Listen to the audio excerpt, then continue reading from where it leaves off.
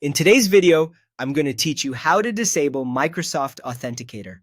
First, a quick heads up so you know what to expect. You can't turn Microsoft Authenticator off from inside the app itself. To disable it, you need to remove it from your Microsoft account's security settings. I'll show you the safe way to do that so you don't get locked out.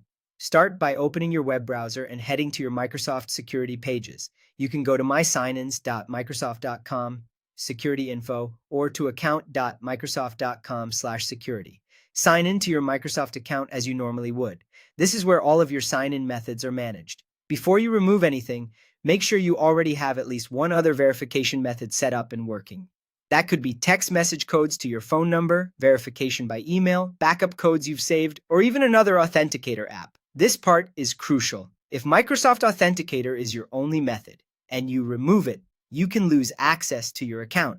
Take a moment to confirm that your backup method is current and reachable. For example, your phone number is correct and you can receive texts, or your recovery email is active. If you rely on backup codes, make sure they're stored somewhere secure that you can access. Once you're confident you have another method ready, find the section labeled Security Info or Ways to Prove Who You Are. Look through the list of methods until you see Microsoft Authenticator.